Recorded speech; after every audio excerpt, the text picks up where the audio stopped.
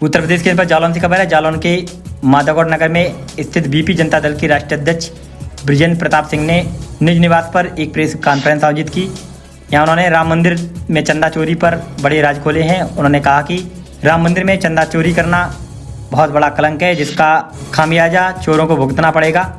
यहाँ प्रेस वार्ता के दौरान जिला पंचायत सदस्य प्रतिनिधि रामबाबू वर्मा, अभय प्रताप सिंह इत्यादि नेता मौजूद रहे। आइए देखें पूर्व मंत्री बृजेंद्र प्रताप सिंह ने क्या कहा। इसलिए बहुत अनिवार्य है और जरूरी है कि जो अयोध्या में राम जन्मभूमि पर मंदिर बनाया गया और मंदिर के बाद जो वहाँ ट्रस्ट बनाया गया, उस ट्रस्ट में सैकड़ों करोड़ों की चोरी हुई, जबकि इसमें ट्रस्ट की हम समझते हैं आवश्यकता नहीं थी।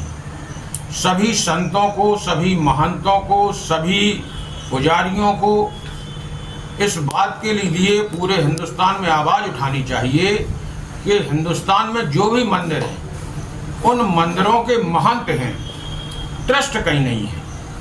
लेकिन भारतीय जनता पार्टी ने इस मंदिर में हाथ बटा करके और इसमें पहले शिला पूजन, फिर दूसरे पूजन, फिर बनने के नाम पर जाने कितना चंदा इकट्ठा किया।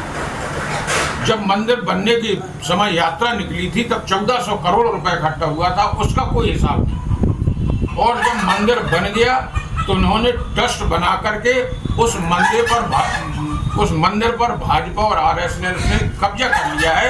राम जन्मभूमि का जो मंदिर है, अब वो मंदिर नहीं रहा, अब वो एक आरएसएस और बीजेपी के कमाई का जरिया हो गया है।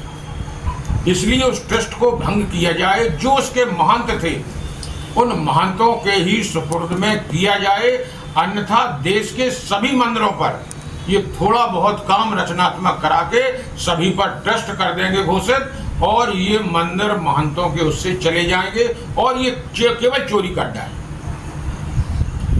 अब उन्होंने एक आईएफएस अधिकारी बैठा दिया है। अब तो भ्रष्टाचार पकड़ना बहुत ही मुश्किल है, चूंकि ये इतने पढ़े लिखे अनुभवी लोग हैं कि ये चूल में चूल मिलाना जानते हैं कि कहां से आया, कितना खर्च हुआ, कितना निकालना है। अब बिल्कुल विधिवत सीईओ सीट वहां की बनाएगा। अब कभी वहां चोरी नहीं पकड़ी जाएगी, लेकिन पहले से ज्यादा अब वहां चोरी हुई। दूसरी चीज, अखिलेश यादव जब मुख्यमंत्री थे, जब उन्होंने मुख्यमंत्री आवास खाली किया तो गंगा जल से भरवाया गया, और ये चंपत राय जो वहाँ ट्रस्ट का सर्वे सर्वा था, वो वहाँ लड़कों के साथ अपने कमरों में नंगे लेटता रहा। अब बताओ ये राम जन्मभूमि किससे धुलवाई जाएगी? तब ये साफ। इसलिए हम अपील करते हैं सभी साधु संत महात्माओं से और सभी हिंदुस्तान के मंदिर मठों के पुजारियों से, इस भारतीय जनता पार्टी के खिलाफ, आरएसएस के खिलाफ बिगुल फूंकिए, और जो उस मंदिर के महंत थे उनके सुपुर्द ही वो मंदिर किया जाए।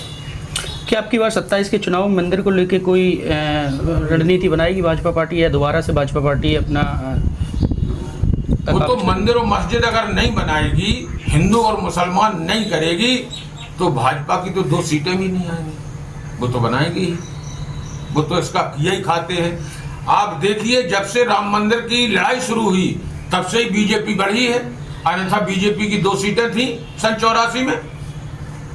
89 में राजा साहब बीपी सिंह ने इनका समर्थन दिया, उन्होंने ने सीटें दी, उसमें कुछ जीत गए, राम आंदोलन किया और उसमें ये पनपे। मंत्री जी, ये चंदा चोरी जो है हुई है राम मंदिर में, तो ये आगामी विधानसभा चुनाव मुद्दा हो सकता है विपक्ष का? होना चाहिए, विपक्ष का नहीं है तो विपक्ष का ये मुद्दा नहीं है। ये जिस आदमी ने राम जन्मभूमि में दर्शन करने गया है, जिसने चंदा दिया है, जिसने आर्थिक सहयोग के अलावा शारीरिक सहयोग किया है, जिन्होंने क्षेत्र में गांव में बैठ के वकालत की है, उन सबको इस बात का मुद्दा बनाना चाहिए कि हमारा रुपया कहां चला गया। सिंधी समाज ने 62 ईंटें चांदी की थी, उनका पता नहीं है। लोगों ने 1-1 किलो 2-2 किलो सोना दान दिया, उनका पता नहीं है। एक आदमी ने तो अपनी पूरी जमीन बेच के 1 करोड़ रुपया दिया, उसका पता नहीं है। तो क्यों नहीं होना चाहिए? ये आम आदमी का मुद्दा होना चाहिए। विरोध तो मुद्दा ढूंढती है, लेकिन उस मुद्दे की ज्यादा तवज्जो सबको आवाम को नहीं देनी चाहिए। लेकिन जो इस राम मंदिर की भावनाओं से जुड़ा है, उनके साथ खिलवाड़ हुआ है, तो उसको तो बनना चाहिए मुद्दा। हमारा तो ये कहना है। विधानसभा चुनाव को लेकर आपकी तैयारी, आपके जो चुनाव जो तैयारी है वो किस मुद्दे पर होगी? हमारी होगी सामाजिक समानता के मुद्दे पर, आर्थिक समानता के मुद्दे पर। अभी अखिलेश जी ने एक दिन कहा था कि बंगाल में अभी विरोध हार गया है, अगर उत्तर प्रदेश में हार गया तो फिर चुनाव नहीं होंगे। हमारा कहना ये, अखिलेश अगर बीजेपी को तुम हराना चाहते हो तो सामाजिक अगर न्याय की बात करते हो तो सभी समाजों को बराबरी से हक दीजिए। समाज का एक एक नेता हर समाज के संगठन है, वाल्मीकि समाज से लेकर ब्राह्मण समाज तक सबके उनके नेता बुलाइए, उनको ये अधिकार दीजिए कि तुम्हारी इतनी संख्या है, तुम्हें इतनी सीटें इस क्षेत्र में दी जा रही हैं, आप अपने प्रत्याशी दीजिए। टिकट से लेकर वोट और वोट से लेकर नोट तक एक एक चीज का हिसाब होना चाहिए, चाहे विधायक बने, चाहे मंत्री बने, और चाहे सिपाहियों की भर्ती हो। आज अखिलेश जी इस चक्कर में है कि हम इन मुद्दों को लेकर के मुख्यमंत्री बन जाएं, लेकिन जब ये मुख्यमंत्री बन जाएंगे तो जैसी ये लूट कर रहे हैं वैसी ही लूट वो करेंगे। इसलिए सरकार तब तक नहीं बदलना चाहिए जब तक हर समाज के मुद्दे को खड़ा करके सबको बराबरी से अधिकार नहीं दिया जाए। 2027 चुनाव को लेकर आपकी पार्टी ने क्या तैयारियां की? हमारी पार्टी तैयारी कर रही है। हमारी पार्टी चुनाव लड़ेगी जहां जहां प्रत्याशी होंगे, और जो हमारे मुद्दे हैं, अभी चौकी में हमने अपने मुद्दे रखे, आपके सामने मुद्दे रखे, और जो हमारे मुद्दों से जहां जहां नौजवान, जहां जहां समाज के शुभचिंतक, जहां जहां समाज के कार्यकर्ता आर्थिक समानता की बात करते हो, सामाजिक समानता की बात करते हो, नौजवान युवा निकल के आए और चुनाव लड़े, हम उसके लिए तैयार हैं। जीतने हारने की कोई चिंता नहीं करें, लेकिन हमारा मुद्दा हो सामाजिक समानता, आर्थिक समानता। आर्थिक समानता ही सभी समानताओं की जननी है। आर्थिक समानता ही सभी समानताओं को जन्म देती है।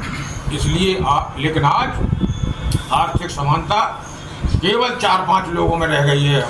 अंबानी में, अडानी में, एक वो पौने दिमाग का लाला हरामदेव है, वो है, और 4-6-10 लोग हैं, इनमें रह गई है। पूरा हिंदुस्तान का धन वहाँ जा रहा है। हमारा कहना ये है कि सन 50 में जब हमें आज़ादी मिली तो हमारे जो पूर्वज हमें वोट का अधिकार दे गए, आज हम वोट के अधिकार पर खड़े हैं, एक पग आगे नहीं चले हैं। अब हम सबको वोट के बाद नोट का बंटवारा चाहिए, नोट के पर भी हमारी हिस्सेदारी होनी चाहिए। एक एक वोट से सरकार बनती है, तो सरकार से चलने वाला एक एक नोट गरीब, कमजोर, नौजवान, बेरोजगार के हिस्से में बंटना चाहिए। अंबानी और अडानी और जो बीजेपी के सागर के नेता हैं, चमचागिरी है, जो सब मोहन भागवत का एक जो गिरोह है, समलैंगिकों का एक जो गिरोह है, इन सबसे गिरोह से अलग होनी चाहिए। हमारी ये लड़ाई है। जुगनू महापंचायत में एक आपका वीडियो वायरल हुआ था जिसमें कुछ आपने आरोप लगाए थे कि मोहन भागवत, मोदी के कुछ अपशब्द बोले गए थे। इसमें हमने कोई अपशब्द नहीं कहा। हमने तो ये कहा कि समाज हमारा इनके पीछे लगा है, और हमारा समाज पीछे लगा है। समाज को जागरूक होना चाहिए, हमारा समाज पीछे लगा है। और हमने उदाहरण भी दिया कि जिन समाज के नेता खड़े हुए वो समाज आगे बढ़े, जिन समाजों के नेता खड़े नहीं हैं आज वो समाज पीछे हुए। हमें उनसे सीख लेना चाहिए।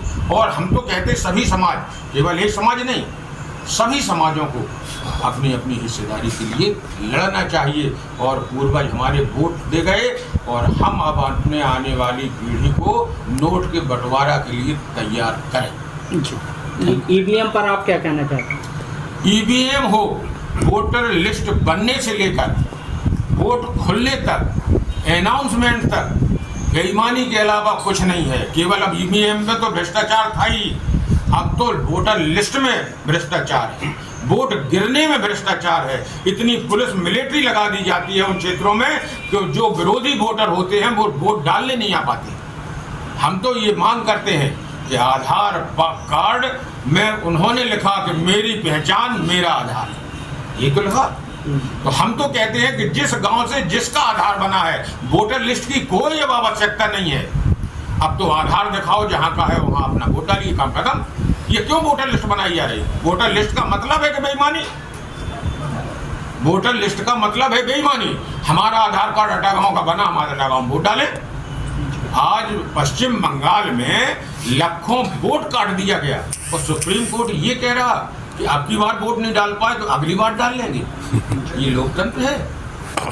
लोकतंत्र से को खत्म किया जा रहा है, सामंतवाद स्थापित किया जा रहा है। आज लोकसभा के सांसद तोड़े जा रहे हैं, राज्यसभा के पर्चे निरस्त किए जा रहे हैं। वो केवल इसलिए किए जा रहे हैं कि 3/4 बहुमत हिंदुस्तान में भारतीय जनता पार्टी का हो जाए और संविधान में वो संशोधन कर दिया जाए जो रूस में और चीन में हुआ है। इसके लिए सब तैयारियां हो रही हैं। इसलिए हम सबको जागरूक हो के हमारी तुम्हारी जिम्मेदारी है कि वो स्वतंत्रता का आंदोलन था और ये आंदोलन इन समलैंगिकों को भगाने का आंदोलन, ये आंदोलन सामंतवाद की व्यवस्था को खत्म करने का आंदोलन है, ये आंदोलन आर्थिक समानता का आंदोलन है।